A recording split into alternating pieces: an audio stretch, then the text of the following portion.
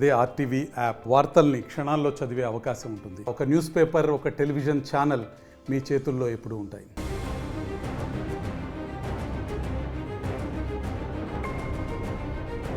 ఖమ్మం జిల్లాలో కొంతమంది కేటుగాళ్లు ఫ్రాడ్ కోర్సులో పిహెచ్డి చేశారు. ప్రతిదీ క్షుణ్ణంగా పరిశీలించే బ్యాంకులకే టోకరా వేశారు. నకిలీ గోల్డ్తో బ్యాంకులను బురుడీ కొట్టించి కోట్లు కొట్టేశారు.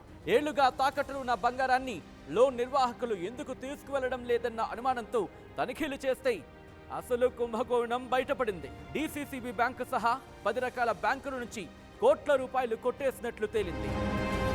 ఖమ్మంలోని కొన్ని గ్రామాలకు చెందిన వ్యక్తులు పథకం ప్రకారం బ్యాంకులను మోసగించారు.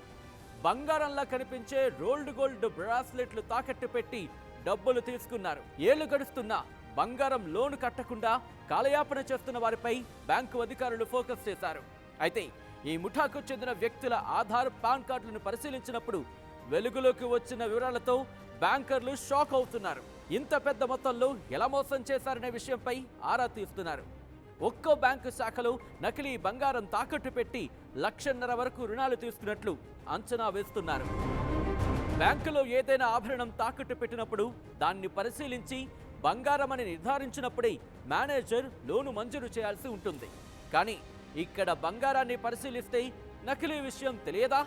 లేక అప్రైజర్లు, బ్యాంకు అధికారుల హస్తం ఏమైనా ఉన్నాయా అనే కోణంలో ఉన్నతాధికారులు ఆరా తీస్తున్నారు. దీంతో బ్యాంకుల్లో తాకట్టు పెట్టిన బంగారు ఆభరణాలను ఇతర అప్రైజర్లతో పరిశీలింపజేస్తున్నారు. చాలా బ్యాంకుల్లో బ్రాస్లెట్లపై బంగారం పూత లేకపోవడంతో బ్యాంకర్లు ఆందోళన చెందుతున్నారు. ఈ దెబ్బకు ప్రైవేటు ఫైనాన్స్ బ్యాంకులు సైతం తమ శాఖల్లో అంతర్గత తనిఖీలు చేపట్టాయి. తొలుత నకిలీ బంగారం తాకట్టు రుణాల విషయం ఓ బ్యాంకు అధికారి ద్వారా ఇతరులకు తెలిసింది.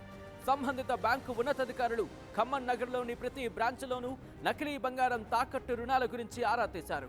ఇప్పటికే కొన్ని బ్యాంకులు ఈ విషయంపై పోలీసులకు ఫిర్యాదు చేసినట్లు సమాచారం. ముఠాల మొత్తం 15 మంది వ్యక్తులు ఉన్నట్లు ప్రచారం జరుగుతూ ఉండగా మోసపోయిన విషయం బయటకు పొక్కకుండా పలు బ్యాంకుల ముఖ్యాధికారులు జాగ్రత్తలు తీసుకుంటున్నారు. కొంతమంది అప్రైజర్లు అక్రమాలకు పాల్పడ్డామని ఒప్పుకున్నట్లు తెలుస్తోంది. వారి నుంచి సొత్తును రికవరీ చేసేందుకు అధికారులు ప్రయత్నిస్తున్నారు.